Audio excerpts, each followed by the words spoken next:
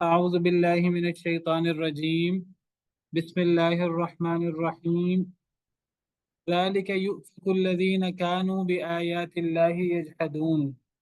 اسی طرح بہکائے جاتے ہیں وہ لوگ جو اللہ کی آیات کا انکار کرتے ہیں.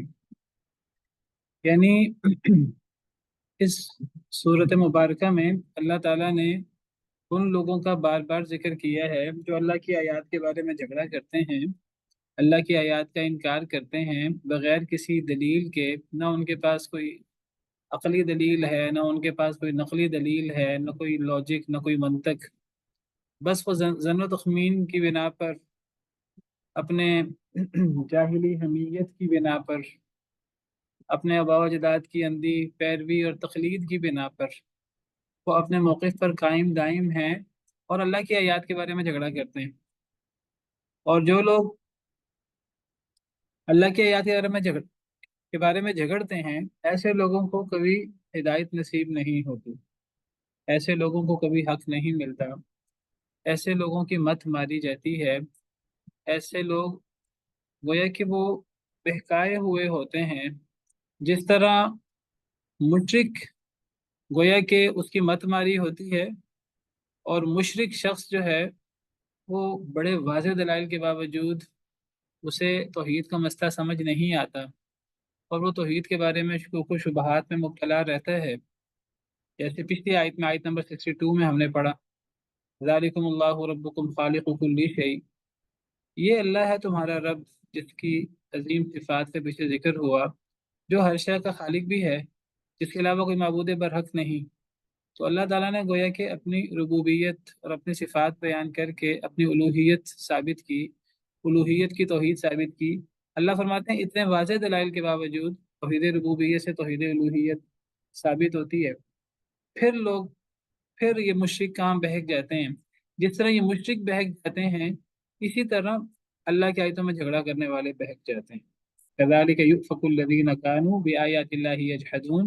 اسی طرح بہکا دیے جاتے ہیں وہ لوگ جو اللہ کی آیات کے بارے میں جھگڑا کرتے ہیں. بہکائے جاتے ہیں سے کیا مراد ہے؟ گویا کہ ان کو بہکایا جاتا ہے، یعنی اللہ کی طرف سے. کیا مطلب اللہ کی طرف سے انہیں بہکایا جاتا ہے؟ یعنی وہ ان کو، دیکھیے ہدایت اور گمراہی یہ اگرچہ انسان کے اپنے رویے کا نتیجہ ہوتا ہے، اور انسان کوشش کرتا ہے تو اسے ہدایت ملتی ہے، نہیں کوشش کرتا تو وہ گمراہی کو اختیار کرتا ہے. ایک حد تک انسان ان چیزوں کو اختیار کرتا ہے، پھر اللہ کی طرف سے انسان کے ساتھ ویسا ہی معاملہ ہوتا ہے جیسے انسان خود رویہ رکھتا ہے. تو جو بندہ ہدایت حاصل کرنے کی کوشش کرتا ہے، اللہ کی طرف سے اس کا سینہ کھول دیا جاتا ہے، اللہ کی طرف سے اسے رہنمائی نصیب ہوتی ہے. تو اور جو ہدایت حاصل نہیں کرنا چاہتا، تو پھر ایسے لوگوں کو اللہ تعالیٰ گمراہ کر دیتے ہیں. جیسے ان کا معاملہ ہوتا ہے اللہ ان کے ساتھ ویسے ہی معاملہ کرتے ہیں. نولی ما تولی، جہاں وہ جانا چاہتے ہیں اللہ فرماتے ہیں ہم انہیں وہیں لے جاتے ہیں. تو ایسے لوگوں کو پھر اللہ گمراہ کر دیتے ہیں، ایسے لوگوں کی پھر اللہ تعالیٰ مت مار دیتے ہیں. تو گویا کہ پھر ایسے لوگوں کو ہدایت نہیں ملتی، پھر ایسے لوگوں کو بہکا دیا جاتا ہے، پھر اللہ کی طرف سے ان کے سینے بند ہو جاتے ہیں. ولیعذ باللہ. واضح ہے فیصل صاحب؟ جی شیخ بالکل کلیئر ہے سر، جزاک اللہ خیر. جی. تو یہ جو مسئلہ ہے نا اللہ کی آیات میں جھگڑا، یہ چھوٹی چیز نہیں ہے، یہ بہت بڑی چیز ہے. اور یہ اکثر کفار کی طرف سے ہوتا ہے. لیکن دیکھیے کفار یہ کام کریں تو سمجھ آتی ہے کہ وہ تو کافر ہیں، وہ تو ویسے ہی انکار کرتے ہیں. لیکن اگر یہ کام مسلمان کرنا شروع کر دیں تو کتنا بڑا المیہ ہوگا. اور اللہ معاف کرے، بہت سارے مسلمان کہلانے والے بھی یہ کام کرتے ہیں. کیا کرتے ہیں؟ اللہ کی آیات کے بارے میں جھگڑا کرتے ہیں. اللہ کی آیات میں جھگڑا کیا ہے؟ یعنی وہ بھی ایسے شبہات کا شکار ہو جاتے ہیں کہ وہ شرک میں مبتلا ہو جاتے ہیں. وہ ایسے شبہات کا شکار ہو جاتے ہیں کہ نبی کریم صلی اللہ علیہ وسلم کی رسالت ہے اور نبوت ہے، تو یہ رسالت اور نبوت کا حق صرف نبی کریم صلی اللہ علیہ وسلم کا ہونا چاہیے.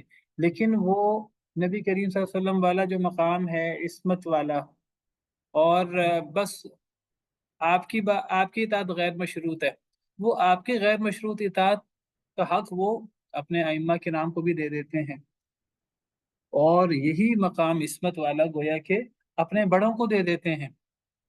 تو اسی طرح اللہ کی صفات غیر اللہ کو دے دیتے ہیں۔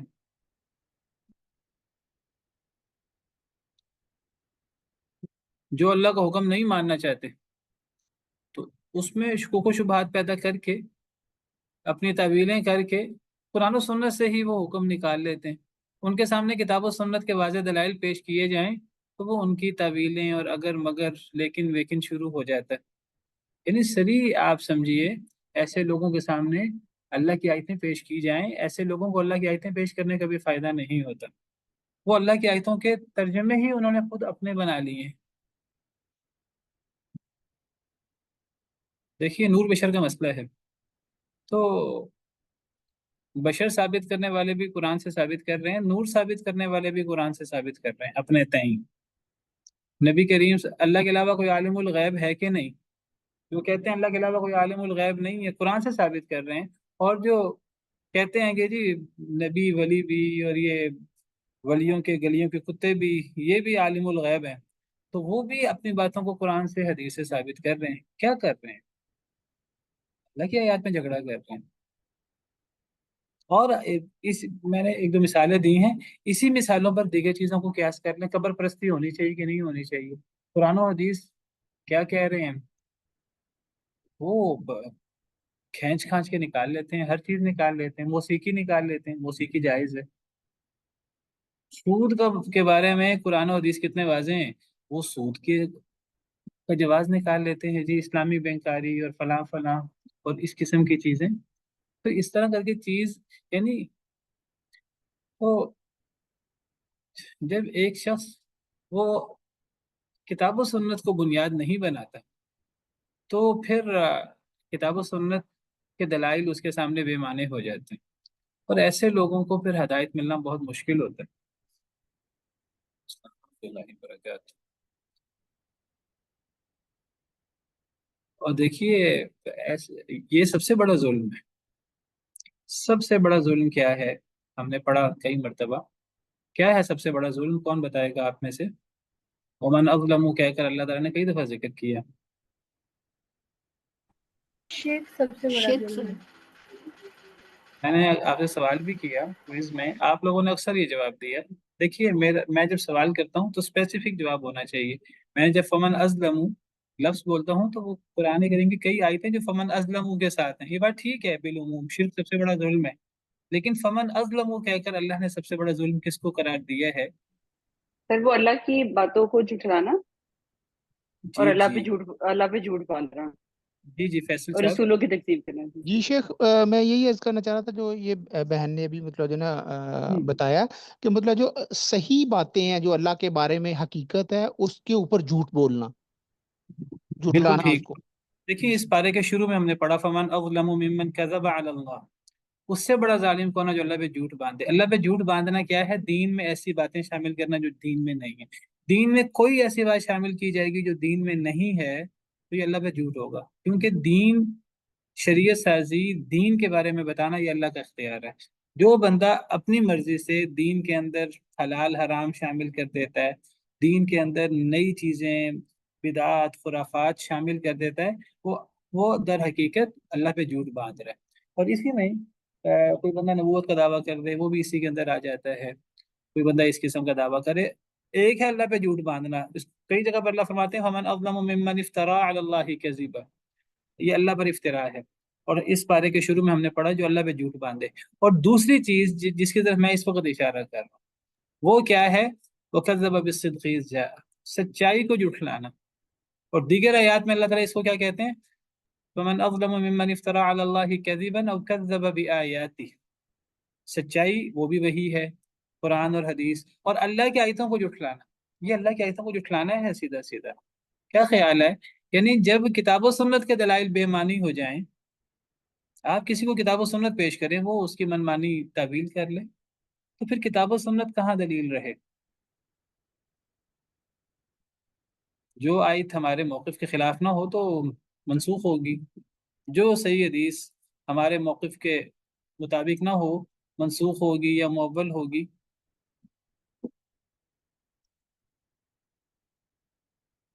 یہ بہت خطرناک معاملہ ہے، یہ سب سے بڑا ظلم ہے، اور یہ جو لوگ اس رویے میں مبتلا ہوتے ہیں، یہ ایسے لوگوں کو ہدایت ملنا بہت مشکل ہے۔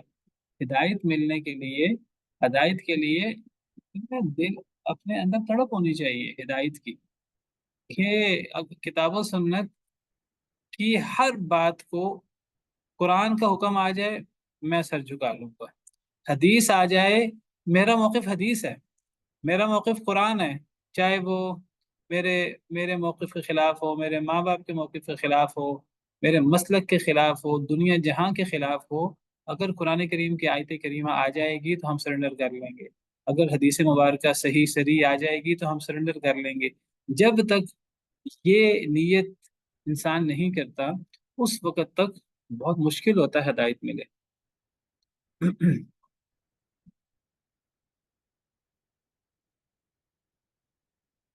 جی، ذالک یؤفک الذین کانوا بآیات اللہ یجحدون، اسی طرح بہکا دیے جاتے ہیں وہ لوگ جو اللہ کی آیتوں کا انکار کرتے ہیں، والعیاذ باللہ۔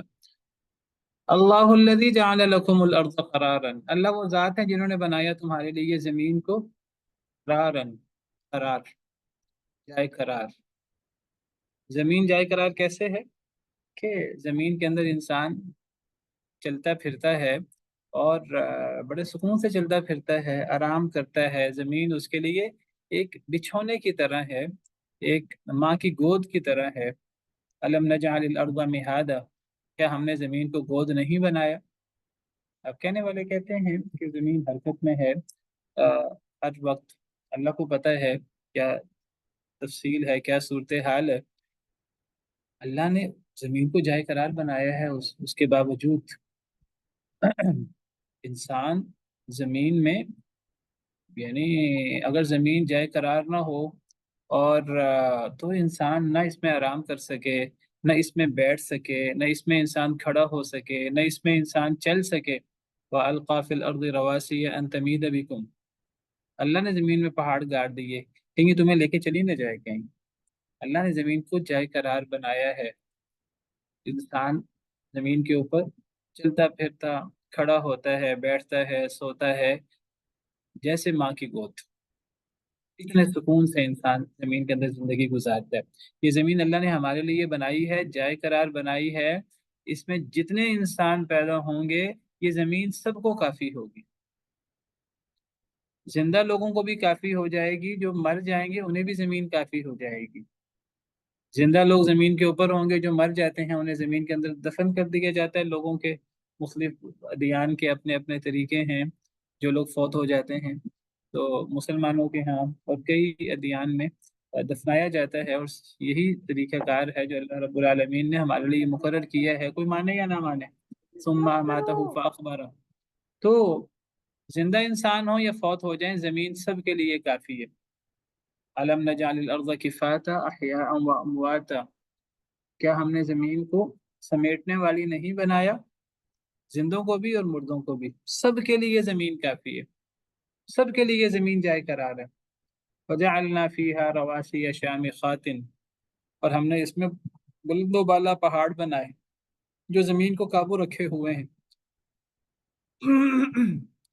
اللہ الذی جعل لکم الارض قرارا، اور یہ اللہ کی بہت بڑی قدرتیں ہیں، اصل میں ایسی قدرتیں اللہ تعالیٰ قرآن کریم میں ذکر کرتے ہیں، اور بڑی نشانی کے طور پر ذکر کرتے ہیں۔ ایسی چیزوں کو ہم ہر وقت دیکھ رہے ہوتے ہیں، ہر وقت یہ اللہ کی بڑی بڑی نشانیاں ہمارے سامنے ہوتی ہیں، لیکن ہم اس انداز سے غور نہیں کر رہے ہوتے۔ قرآن ہماری توجہ ان کی طرف مبذول کرواتا ہے، ہمیں ان چیزوں میں غور کرنا ہے۔ ان چیزوں میں غور کرنے سے کیا ہوتا ہے؟ ان چیزوں میں غور کرنے سے اللہ کی ربوبیت وہ واضح ہوتی ہے، اللہ نے ان چیزوں کو پیدا کیا ہے، اللہ نے کس عظمت اور جلال کے ساتھ ان چیزوں کو بنایا ہے، اور اللہ وحدہ لا شریک ہے جنہوں نے ان چیزوں کو بنایا ہے۔ جب اللہ کی ربوبیت، اور مسلمان تو مسلمان، مشرک بھی مانتا ہے کہ اللہ ربوبیت میں اکیلا ہے، توحید ربوبیت اللہ کی ثابت ہوتی ہے۔ مشرکین بھی مانتے ہیں کہ یہ کام لات منات عزا نے نہیں کیا، حبل نے نہیں کیا، عیسائی بھی مانتے ہیں یہ کام سیدنا عیسیٰ علیہ السلام نے نہیں کیا، یہودی بھی مانتے ہیں یہ کام عزیر علیہ السلام نے نہیں کیا۔ ہم مسلمانوں میں سے جو لوگ بدعات خرافات کا شکار ہیں وہ بھی یہ بات مانتے ہیں کہ یہ کام نبی کریم صلی اللہ علیہ وسلم نے، سیدنا علی رضی اللہ تعالیٰ عنہ یا پیر عبد القادر جیلانی نے نہیں کیا، یہ کام اللہ نے کیا ہے، اللہ وحدہ لا شریک نے۔ جب یہ کام اللہ نے کیا ہے، ربوبیت کی توحید، اس میں تو مسلمان کے ساتھ کافر بھی مانتا ہے اس کو۔ تو جب اللہ رب ہونے میں اکیلا ہے، پیچھے ہم نے رات دن کا ذکر پڑھا، اور اب ہم زمین کا اور آگے آسمان کا ذکر پڑھ رہے ہیں۔ جب ان چیزوں کو پیدا کرنے میں اللہ اکیلا ہے، ربوبیت میں اکیلا ہے، تو الوہیت میں اکیلا کیوں نہیں ہے؟ یہ بہت بڑا سوال ہے اللہ تعالیٰ کا۔ یہ بنیادی دلیل ہے اللہ کی توحید الوہیت کی، جو اللہ تعالیٰ قرآن کریم میں جگہ جگہ ذکر کرتے ہیں۔ یہاں بھی یہی انداز، یہ جو آیت نمبر 62 میں ہم نے یہی انداز پڑھا ہے، ذالکم اللہ ربکم خالق کل شیء۔ یہ جو اس لیے جو اللہ تعالیٰ اپنی ربوبیت کے دلائل پیش کرتے ہیں، ہم ان کو کہتے ہیں توحید کے دلائل ہیں، یہ اللہ کے اکیلے معبود ہونے کے دلائل ہیں۔ جب اللہ رب ہونے میں اکیلا ہے، تو پھر جب انسان کو اللہ کے ان انعامات کا شکریہ ادا کرنا، جس کو عبادت کہتے ہیں، توحید الوہیت، اس عبادت میں پھر ہم اللہ کے ساتھ غیر اللہ کو کیوں شریک کرتے ہیں؟ جب ربوبیت میں اللہ اکیلا ہے، تو یہ قرآن کریم قرآن کریم اس دلیل کو بہت زیادہ ذکر کرتا ہے، جگہ جگہ ذکر کرتا ہے۔ یہاں بھی یہی انداز ہے۔ اللہ وہ ذات ہے جنہوں نے تمہارے لیے زمین کو جائے قرار بنایا، والسماء بناء، آسمان کو چھت بنایا۔ آسمان چھت ہے، یہ اللہ کی کتنی بڑی نعمت ہے ہمارے لیے۔ یہ کیسے نعمت اللہ کی ہمارے لیے بہت بڑی؟ ایک تو اس میں، اس سے یعنی اللہ اس کا خالق ہے آسمان کا، اور مشرک بھی مانتے ہیں اللہ آسمان کا خالق ہے۔ اس سے اللہ کا رب ہونا ثابت ہوتا ہے، اور اللہ کی توحید ربوبیت ثابت ہوتی ہے، اور جب اللہ کی توحید ربوبیت ثابت ہوتی ہے تو پھر اللہ کی توحید الوہیت بھی ثابت ہوتی ہے۔ اور آسمان کا چھت ہونا ہمارے لیے اللہ کی بہت بڑی نعمت بھی ہے۔ نعمت کیسے ہے ہمارے لیے آسمان کا چھت ہونا؟ کہ آسمان ایک محفوظ چھت ہے، آسمان ایک محفوظ چھت ہے۔ اللہ فرماتے ہیں دوسری سورہ انبیاء میں، وَجَعَلْنَا السَّمَاءَ سَقْفًا مَحْفُوظًا۔ ہمیں قرآن کریم کو اور قرآن کریم کے دلائل کو قرآن کے انداز میں، قرآن کے الفاظ میں سمجھنا چاہیے، اور اس میں غور کرنا چاہیے بہت زیادہ۔ بعض لوگ ان آیات کو ایسے گزر جاتے ہیں، ان آیات سے ہمیں ان آیات میں تدبر کرنا ہے، ان آیات میں غور کرنا ہے، کیوں اللہ تعالیٰ بار بار یہ زمین و آسمان، دن رات، ہواؤں کا، بارشوں کا، زمین کے مردہ ہونے کا، پھر وہ زندہ ہوتی ہے، انسان کو اللہ نے کیسے پیدا کیا، انسان اپنے آپ میں غور کرے، انسان آفاق میں غور کرے۔ سنریہم آیاتنا فی الآفاق وفی انفسہم، اللہ بار بار دعوت دیتے ہیں، ایک ایک چیز، سمندروں میں، پہاڑوں میں اللہ غور کرنے کی ہمیں دعوت دیتے ہیں۔ قل سیروا فی الارض ثم انظروا کیف بدأ الخلق ثم اللہ ینشئ النشأۃ الآخرہ، زمین میں چلو پھرو، دیکھو کہ اللہ نے کیسے تخلیق کی ابتدا کی، پھر اللہ دوبارہ بھی پیدا کریں گے۔ تو یہ اللہ تعالیٰ بار بار بار بار ہمیں غور و فکر کرنے کی دعوت دیتے ہیں، اور اللہ کہتے ہیں یہ غور و فکر تم لوگوں کے ساتھ اکٹھے ہوتے ہو، تم لوگوں کے ساتھ گپ شپ لگاتے ہو، اور اپنی زندگی گپ شپ میں گزارتے ہو، فضول گپیوں میں گزارتے ہو، عیش و عشرت میں گزارتے ہو، اس طرح تدبر نہیں ہوتا، اس طرح انسان کو سمجھ نہیں آتی۔ اللہ کہتے ہیں کبھی اکیلے اکیلے ہو کر بھی غور کیا کرو، کبھی دو دو لوگ بیٹھ جائیں کسی جگہ اور کائنات کے مقصد کے بارے میں، انسان کے مقصد کے بارے میں غور کریں۔ قل انما اعظکم بواحدہ ان تقوموا للہ مثنی وفرادا ثم تتفکروا، کہہ دیجیے میں تمہیں ایک ہی نصیحت کرتا ہوں، اے نبی صلی اللہ علیہ وسلم آپ اعلان کیجیے، یہ کفار مکہ یہ اپنے لہو و لعب میں مگن ہیں، ان کو کہیں کہ میں تمہیں ایک ہی نصیحت کرتا ہوں، ان تقوموا للہ مثنی وفرادا، اللہ کے لیے کھڑے ہو جاؤ دو دو، ایک ایک، ثم تتفکروا، غور کرو، غور کرو کہ اللہ نے زمین کیوں بنائی، اللہ نے آسمان کیوں بنایا، اللہ نے رات دن کیوں بنائے، اللہ نے یہ سارا سسٹم کیوں بنایا، اللہ نے انسان کو کیوں پیدا فرمایا، سارے نبی کیوں آئے، سارے انسان کیوں آئے، اس کائنات اور یہ جانوروں میں اللہ نے جو جانور پھیلا دیے، ایک ایک چیز میں غور کرو۔ یہ بہت بڑے دلائل ہیں، یہ بہت غور کرنے کی باتیں ہیں، اور ہمیں ان میں غور کرنا ہے۔ تو فرمایا والسماء بناء، کہ اللہ نے تمہارے لیے آسمان کو چھت بنایا ہے. تو ایک تو اس میں یہ یعنی آسمان اتنی بڑی مخلوق ہے، اتنی بڑی مخلوق ہے اللہ کی، اتنی عظیم مخلوق ہے. تو یہ مسلمان مشرکوں کا بھی کہنا یہ ہے کہ آسمان کو بنانے والا اللہ وحدہ لا شریک ہے. وَلَئِن سَأَلْتَهُم مَّنْ خَلَقَ السَّمَاوَاتِ وَالْأَرْضَ، اگر آپ ان سے سوال کریں زمین و آسمان کا خالق کون ہے، تو یہ جواب دیں گے لَيَقُولُنَّ اللَّهُ، یہ کہیں گے اللہ نے پیدا کیا ہے. تو جب اللہ نے پیدا کیا آسمان کو، تو یہ جو معبود بنائے ہوئے ہیں لوگوں نے، مشرکین نے لات و نات عزا بنائے ہوئے تھے، تو انہوں نے نہیں گر سکتا. ہاں اللہ کا حکم ہو، اللہ اگر عذاب کے طور پہ کسی پر گرانا چاہے تو اللہ کی مرضی، ورنہ بڑی مضبوط کے لیے ہر شخص کو پتہ ہے. تو اللہ کا کتنا بڑا انعام ہے. اگر ہمیں ڈر ہو ہر وقت، یہ مثلا کوئی چھت ہو ہمارے سر پر اور وہ چھت سلامت نہ ہو، وہ چھت جو ہے وہ کمزور ہو، تو آپ بتائیے کیا کوئی انسان اس کے نیچے بیٹھ سکتا ہے؟ کوئی انسان اس کے نیچے چل پھر سکتا ہے، رہ سکتا ہے، سو سکتا ہے اس کے نیچے؟ انسان کو نیند ہی نہیں آئے گی اس کے نیچے. تو اللہ نے آسمان کو چھت بنایا، اور چھت بھی کیسی بڑی محفوظ اور بڑی مضبوط قسم کی چھت. اللہ فرماتے ہیں بار بار کہ آسمان پہ غور کرو، آسمان میں عیب تلاش کرنے کی کوشش کرو. ایک دفعہ نہیں، اللہ کہتے ہیں دوبارہ دیکھو، 100 بار دیکھو، بار بار دیکھو. ثم ارجع البصر كرتين ينقلب اليك البصر خاسئا وهو حسير. اگر تم آسمان میں کوئی رخنہ تلاش کرنا چاہو گے، کوئی سوراخ تلاش کرنا چاہو گے، کوئی عیب تلاش کرنا چاہو گے، اللہ کہتے ہیں ایک دفعہ نہ دیکھو، بار بار دیکھو. اگر تم عیب تلاش کرنا چاہو گے تو تمہاری نظر نامراد اور ناکام واپس لوٹے گی، حسرت کے ساتھ واپس لوٹے گی کہ ہم آسمان میں کوئی عیب تلاش کریں. کوئی عیب نہیں. تو یہ اللہ کی کاریگری ہے، اور یہ اللہ وحدہ لا شریک کی کاریگری ہے. اور یہ اللہ کی جب ربوبیت کی توحید کی دلیل ہے، تو یہی اللہ کی الوہیت کی توحید کی دلیل ہے. وَصَوَّرَكُمْ فَأَحْسَنَ صُوَرَكُمْ، اس نے تمہاری صورت بنائی. فَأَحْسَنَ صُوَرَكُمْ، کتنی اچھی صورت بنائی. یہ اللہ کا کتنا بڑا انعام ہے. جانور بھی ہمارے سامنے ہیں، دیگر مخلوقات بھی ہمارے سامنے ہیں. انسان کو اللہ نے کیا بہترین سانچے میں پیدا فرمایا ہے. سبحان اللہ و بحمدہ. اور یہ اللہ ہماری صورت کہاں بناتے ہیں؟ رحموں میں.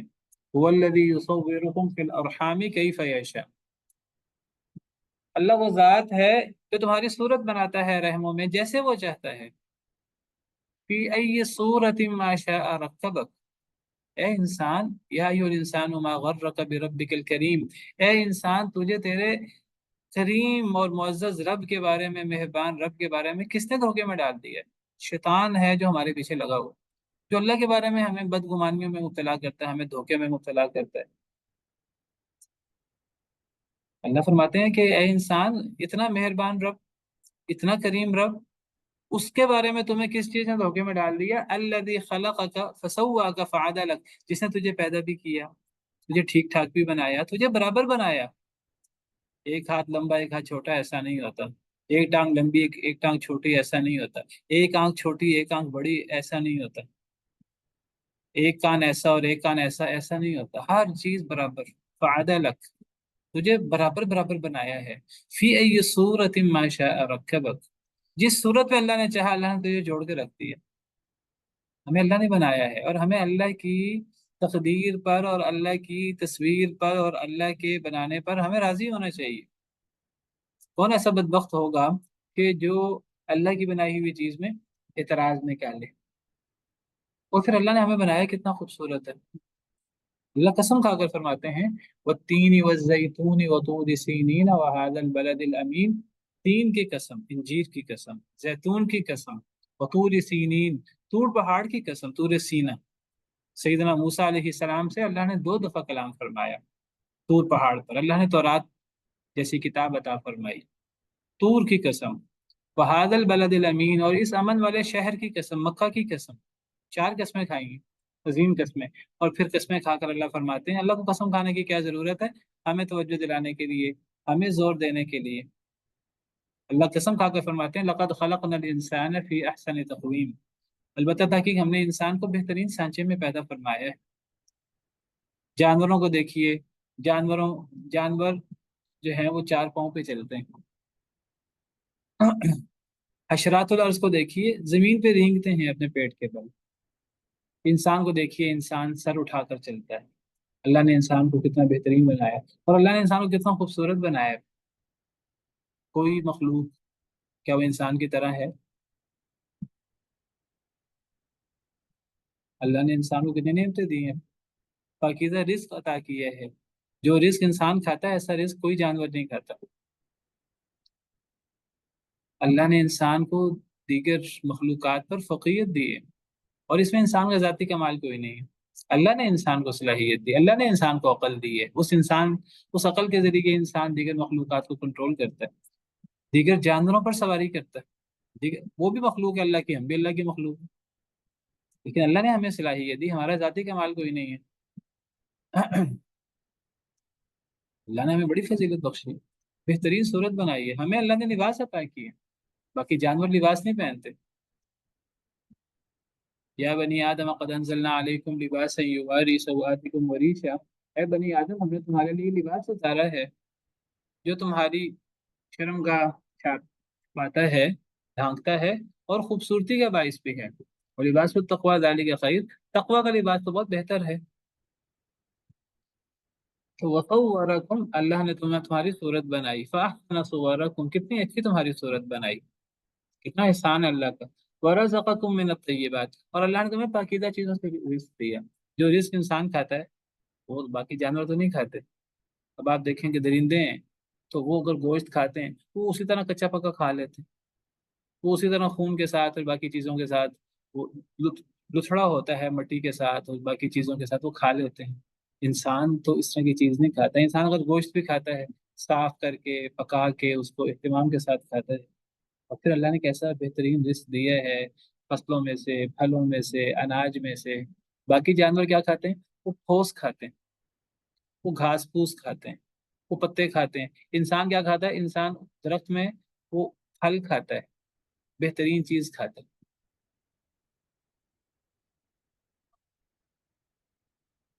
تو اللہ نے انسان کو پاکیزہ رزق عطا کیا ہے۔ ذالکم اللہ ربکم، یہ ہے اللہ تمہارا رب۔ تبارک اللہ رب العالمین، بس کتنا برکت ہے اللہ جو تمام جہانوں کا رب ہے۔ اللہ رب العالمین کے ہم پر کتنے احسانات ہیں۔ تو اللہ جو ہے یہ تمام جہانوں کا رب ہے، تو اللہ اپنی ربوبیت کی بات کر رہے ہیں، اور یہ آپ دیکھیں گے بار بار قرآن میں، پچھلی آیات میں بھی یہی ہے، یہاں بھی یہی ہے۔ اپنی ربوبیت کی بات کر کے، یعنی گویا کہ اس سے اللہ کا رب ہونا اور اللہ کے رب والے اعمال، توحید ربوبیت ثابت ہوتی ہے۔ اور توحید ربوبیت ثابت کر کے اللہ کیا فرماتے ہیں؟ اللہ فرماتے ہیں تمہارے معبودوں میں سے کون یہ کام کرتا ہے؟ یعنی یہ چیلنج ہے اللہ کو، یہ سارے کام جو اللہ نے یہاں گنوائے ہیں، پیچھے اللہ تعالیٰ نے دعا قبول کرنے کی بات کی، پھر اللہ نے رات اور دن کی بات کی، پھر اللہ نے تخلیق کی بات کی، اب اللہ تعالیٰ زمین کی تخلیق کی بات کر رہے ہیں، پھر اللہ آسمان کی تخلیق کی بات کر رہے ہیں، پھر اللہ ہماری صورتیں بنانے کی بات کر رہے ہیں، پھر اللہ ہمیں پاکیزہ چیزوں سے رزق دینے کی بات کر رہے ہیں، پھر اللہ فرماتے ہیں رب تو یہ ہوتا ہے۔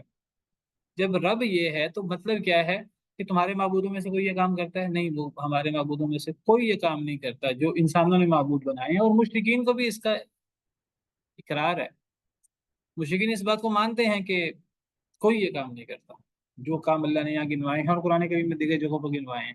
تو اللہ پھر فرماتے ہیں فتبارک اللہ رب العالمین، کا برکت ہے اللہ جو تمام جہانوں کا رب ہے، اور اللہ اکیلا ہی تمام جہانوں کا رب ہے۔ کوئی لات، کوئی منات، کوئی عزا، کوئی حبل، 360 بت جو مشرکین نے بنا رکھے تھے اور دیگر لوگوں نے جو بنا رکھے تھے، کسی کی یہ صفات نہیں۔ اچھا جی، ثابت اس سے کیا ہوا؟ یہ تو مقدمہ ہے، اس سے ثابت وہ اگلی آیت ہے، هو الحی لا الہ الا ہو، وہ الحی ہے، ہمیشہ زندہ ہے اور ہمیشہ زندہ رہے گا، اور جو ہمیشہ سے زندہ ہے، ازل سے ہے، اور جو ابد تک رہے گا، الاول ہے، الآخر ہے، الظاہر ہے، الباطن ہے، اور اللہ وحدہ لا شریک ہی اکیلا ایسا ہے۔ جب وہ ہمیشہ سے زندہ ہے اور ہمیشہ زندہ رہے گا تو اس زندگی کے ساتھ اللہ کی عظیم صفات ہیں جو اللہ کے ساتھ ہیں، وہ بھی ازل سے ہیں اور وہ بھی ابد تک، اور وہ صفات بھی اللہ وحدہ لا شریک کی ہیں، ان صفات میں بھی اللہ کے ساتھ کوئی شریک نہیں ہے۔ تو پھر اللہ فرماتے ہیں لا الہ الا ہو، اللہ کے علاوہ کوئی معبود برحق نہیں ہے۔ جب یہ ساری ربوبیت کی صفات اللہ رب العالمین اکیلے کی ہیں، کسی معبود کی نہیں ہے، تو عبادت کے لائق بھی وہ اللہ اکیلا ہی ہے۔ عبادت کے لائق اللہ کے ساتھ کوئی نہیں پھر ہو سکتا. تو پھر اللہ تعالیٰ نے پھر توحید ربوبیت سے توحید الوہیت ثابت کی. یہ بالکل ایسے جیسے پچھلے آیت نمبر 62 میں ہے، وہاں بھی یہی انداز ہے، ذالکم اللہ ربکم خالق کل شیء لا الہ الا هو. یعنی اس صورت کا موضوع کیا ہے؟ دو مین چیزیں میں نے ذکر کی تھی صورت کے شروع میں. ایک اللہ کی توحید الوہیت لا الہ الا ہو، اور دوسرا الیہ المصیر، اللہ کی طرف لوٹنا، مرنے کے بعد کی زندگی. اور پھر اس میں جو جھگڑا کرتے ہیں کفار، یہی موضوع بار بار دہرایا جا رہا ہے. اور یہاں پھر اللہ نے اپنی ربوبیت کے دلائل بیان کیے آیت نمبر 64 میں، اور 65 میں پھر اللہ تعالیٰ دوبارہ توحید الوہیت کی بات کر رہے ہیں. اللہ کے علاوہ کوئی معبود برحق نہیں. یہ عقلی دلائل ہیں اور یہ زبردست دلائل ہیں، ان دلائل کا کوئی توڑ نہیں ہے کسی کے پاس. فدعوہ، جب اللہ کے علاوہ کوئی معبود برحق نہیں ہے تو صرف اللہ کو ہی پکارو. بات عبادت کی ہو رہی ہے تو دعا بھی عبادت ہے، جیسے ہم نے پیچھے آیت نمبر 60 میں پڑھا. تو عبادت صرف اللہ کی ہوگی، دعا بھی صرف اللہ سے ہوگی، صرف اللہ کو پکارا جائے گا، اللہ کے علاوہ غیر اللہ کو نہیں پکارا جائے گا. ما فوق الاسباب، ہاں ما تحت الاسباب، کسی سے مدد مانگی جا سکتی ہے، تعاون مانگا جا سکتا ہے، جس پر پہلے بات ہو چکی ہے. بس پکارو اس کو، اللہ وحدہ لا شریک کو پکارو، مخلصین لہ الدین، اس کے لیے عبادت کو خالص کرتے ہوئے. عبادت صرف اللہ کے لیے خالص کرنی ہے، اس عبادت میں اللہ کے ساتھ کسی کو شریک نہیں کرنا. عبادت کی جو صورتیں ہیں، چاہے وہ پکارنا ہو، چاہے وہ جھکنا ہو، نماز سجدے کی صورت ہو، رکوع سجدے کی، چاہے وہ نظر و نیاز ہو، چاہے وہ ذبح کرنا ہو، چاہے وہ اللہ کے علاوہ کسی اور سے ڈرنا ہو، اللہ کے علاوہ کسی اور پر توکل کرنا ہو، اللہ کے علاوہ کسی کی قسم اٹھانا ہو، یہ ساری عبادت کی صورتیں. یہ صرف اللہ وحدہ لا شریک کی ہو سکتی ہے. الحمدللہ رب العالمین، تمام تعریفیں اس اللہ کی جو تمام جہانوں کا رب ہے. الحمدللہ رب العالمین، اللہ تعریف کر رہے ہیں اپنی، جو تمام جہانوں کے رب ہیں. یہ کس بات کی تعریف ہو رہی ہے؟ واللہ عالم، یہ اس بات کی تعریف ہو رہی ہے کہ اللہ کی توحید ثابت ہو جاتی ہے دلائل کے ساتھ. اتنے مضبوط دلائل ہیں جن کا توڑ کسی کے پاس نہیں ہے. جیسے ہم نے پیچھے پڑھا، ہم نے پیچھے شرک کی مثال پڑھی، ضرب اللہ مثلا رجلا فیہ شرکاء متشاکسون ورجلا سلما لرجل هل یستویان مثلا الحمدللہ. اللہ نے فرمایا کہ ایک آدمی، اس کے کئی مالک ہوں، اور ایک آدمی وہ ایک مالک کا غلام ہے، کیا دونوں برابر ہو سکتے ہیں؟ نہیں. جس کے کئی مالک ہیں یہ مشرک کی مثال ہے، جس کا ایک مالک ہے یہ موحد کی مثال ہے. کہ کیا دونوں برابر ہو سکتے ہیں؟ نہیں برابر ہو سکتے. الحمدللہ، حل سبیانی مثلا الحمدللہ، تمام تعریف اللہ کی. کس بات پہ اللہ کی تعریف؟ کہ اللہ کی توحید ثابت ہوتی ہے اور زبردست طریقے سے ثابت ہوتی ہے. الحمدللہ رب العالمین، اللہ کی تعریف جو تمام جہانوں کا رب ہے، تمام نعمتوں پر اللہ کی تعریف. اس بات پر بھی اللہ کی تعریف ہے، ساری نعمتیں اللہ کی ہیں. اور اس بات پر بھی اللہ کی تعریف کہ سب سے بڑا مسئلہ ثابت ہو گیا دلائل کے ساتھ. اتنے مضبوط دلائل ہیں جس کو توڑ کسی کے پاس نہیں ہے. آگے بھی یہی موضوع ہے، قل انی نہیت ان اعبد الذین تدعون من دون اللہ، کہہ دیجیے بے شک مجھے روک دیا گیا ہے، مجھے منع کیا گیا ہے. نبی صلی اللہ علیہ وسلم فرما رہے ہیں، نبی صلی اللہ علیہ وسلم کو حکم ہے آپ اعلان کریں. کس نے روکا؟ اللہ نے روکا. مجھے روک دیا گیا ہے کہ میں عبادت کروں ان کی جن کو تم پکارتے ہو اللہ کے علاوہ. لما جاءنی البینات من ربی، جب آ چکی میرے پاس دلائل، روشن نشانیاں میرے رب کی طرف سے. میرے پاس میرے رب کی طرف سے روشن نشانیاں آ چکی. کس بات کی؟ توحید کی، اللہ وحدہ لا شریک کی ربوبیت کی، اللہ وحدہ لا شریک کی الوہیت کی. میرے پاس دلائل آ چکے ہیں. جب دلائل آ چکے تو اب مجھے کیا ضرورت ہے کہ میں اللہ کے علاوہ اوروں کو پکاروں، اللہ کے علاوہ اوروں کی عبادت کروں؟ مجھے اس بات سے روکا بھی ہے اللہ تعالیٰ نے. مجھے اس سے روک دیا گیا ہے کہ تمہاری طرح تم لات منات عزا، تم دیگر معبودوں کو پکارتے ہو. مجھے منع کر دیا اللہ تعالیٰ نے، مجھے روک دیا گیا ہے. نبی صلی اللہ علیہ وسلم کو بھی روک دیا گیا، اور آپ کے واسطے سے آپ کی پوری امت کو روکا گیا ہے. جو نبی صلی اللہ علیہ وسلم کا امتی ہونے کا دعوے دار ہے، مسلمان ہونے کا دعوے دار ہے، سب کو اللہ نے منع کر دیا ہے کہ اللہ کے علاوہ کسی کو پکارا جائے. جب دلائل آ چکے، جب روشن نشانیاں آ چکی، وَأُمِرْتُ أَنْ أُسْلِمَ لِرَبِّ الْعَالَمِينَ، اور مجھے حکم دیا گیا ہے کہ میں جاؤں رب العالمین کے لیے. اسلم، اسلام، اسلام کا مطلب اللہ کے سامنے جھک جاؤں، اللہ کے ہر حکم کے سامنے سر جھکا دوں، کوئی آیت آئے قرآن کی، کوئی وحی حدیث، تو کسی کے سامنے اب انسان، مسلمان کا کام ہے کہ اس کا سر جھکا ہے، آگے اگر مگر اور باقی چیزیں نہیں۔ وہ اللہ رب العالمین کے احکامات کے سامنے سر جھکا لیتا ہے، دلائل کے سامنے سر جھکا لیتا ہے، اور وہ اپنے آپ کو اللہ کے تابع کر دیتا ہے۔ پھر اس کے بعد دوبارہ آگے یہی موضوع اگلی آیت میں بھی ہے، وہ انشاءاللہ ہم آئندہ پڑھیں گے بشرط زندگی۔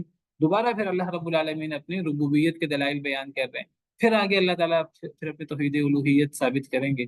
تو یہ اس صورت کے اندر، یہ صورت کا موضوع توحید ہے اور آخرت ہے، اور جو اس بارے میں جھگڑا کرتے ہیں ان کا انجام ہے پھر، اور جو جھگڑا کرتا ہے ان چیزوں میں اس کو ہدایت نہیں ملتی۔ تو یہ چیزیں ہم بار بار پڑھ رہے ہیں۔ اسی ضمن میں ہم نے حضرت موسیٰ کا اور مومن آل فرعون کا اور فرعون کا قصہ بھی پڑھا، وہ بھی اسی تناظر میں ہے۔ اللہ تعالی عالم، اسی پر بات کرتے ہیں، باقی انشاءاللہ آئندہ۔ سبحان ربک رب العزت عما یصفون وسلام علی المرسلین والحمد للہ رب العالمین۔ جی مس طوبہ۔ السلام علیکم۔ وعلیکم السلام ورحمۃ اللہ وبرکاتہ۔ جی سر، جو مشرک ہیں وہ اللہ تعالیٰ کی ربوبیت کو تو مانتے ہیں، مطلب توحید ربوبیت کا اقرار کرتے ہیں، لیکن کیا کوئی شرک کرنے والے ایسے بھی ہیں جو اللہ کو رب نہیں مانتے؟ مطلب ربوبیت میں بھی شرک کرنے والے کیا ہیں، یا ایسا کوئی بھی نہیں ہے مشرک؟ اصل میں جو اللہ کو رب ہی نہ مانے، اللہ کو مانے ہی نہ، وہ تو پھر ملحد ہے نا، پھر ایتھیسٹ ہے۔ ان کا پھر شرک کیا ہوا؟ ان کو اس معنی میں مشرک کہا جا سکتا ہے کہ وہ اللہ کو چھوڑ کر وہ اپنے نفس کو معبود بنائے ہوئے ہیں۔ جو بندہ بھی یا تو وہ اللہ کے ہی منکر ہیں، دہریے یا ملحد لوگ ہیں، اور اگر وہ کسی مشرک اللہ کے علاوہ کسی کو معبود کہتے ہیں، جو اللہ کے علاوہ کسی کو معبود کہتے ہیں وہ اللہ کو بھی مانتے ہیں، وہ ایک بڑے معبود کے تو قائل ہیں، چاہے وہ ہندو ہوں، اس کا نام وہ جو مرضی رکھیں، وہ ایک بھگوان کے، ایک بڑے معبود کے تو وہ قائل ہیں۔ وہ مجوسی ہوں، مجوسی ایک خیر کے خدا کے قائل ہیں، ایک شر کے خدا کے قائل ہیں، دو معبودوں کے قائل ہیں، اور وہ خیر کے خدا کو بڑا معبود سمجھتے ہیں، شر کے خدا کو وہ تابع معبود سمجھتے ہیں۔ مشرکین مکہ وہ بھی شرک کرتے ہیں، وہ بھی ایک بڑا معبود اللہ رب العالمین کو مانتے تھے، اپنے لات منات عزا کو تابع معبود مانتے تھے۔ جب تلبیہ پڑھتے تھے تو لبیک لا شریک لک لبیک الا شریکا تملکہ وما ملک پڑھا کرتے تھے۔ ہاں ایک ایسا شریک ہے کہ یعنی یعنی اللہ کا کوئی شریک نہیں ہے، مگر کچھ شریک ہے جن کا اللہ تو مالک ہے، وہ اللہ کے مالک نہیں ہے، وہ اللہ کو بڑا مانتے تھے۔ یہود و نصارہ بھی شرک کرتے ہیں۔ حضرت عیسائی حضرت عیسیٰ کو اللہ کے علاوہ معبود مانتے ہیں، یا روح القدس کو، یا حضرت مریم کو، وہ اللہ کے مقابلے میں وہ بھی تابع ہیں۔ یہودی وہ حضرت عزیر کو اللہ کا بیٹا مانتے ہیں، وہ بھی حضرت عزیر کو یعنی تابع مانتے ہیں۔ حضرت یعقوب علیہ السلام کے اللہ سے جنگ کروا دی، نعوذ باللہ من ذالک، نعوذ باللہ من ذالک، تورات و انجیل میں لکھا ہوا ہے، بائبل میں۔ تو لیکن یعنی تو جو شرک کرتے ہیں وہ تو اللہ کو تو مانتے ہی مانتے ہیں، باقی جو لوگ معبود کے قائل ہی نہیں ہیں، دہریے قسم کے ہیں، ان کو آپ اس معنی میں مشرک کہہ سکتی ہیں کہ وہ اپنے افرائیت من اتخذ الہہ ہوا، انہوں نے اپنے نفس کو اپنا معبود بنایا ہوا ہے، جی والعیاذ باللہ۔ جی۔ واللہ اعلم، وآخر دعوانا ان الحمد للہ رب العالمین۔ السلام علیکم۔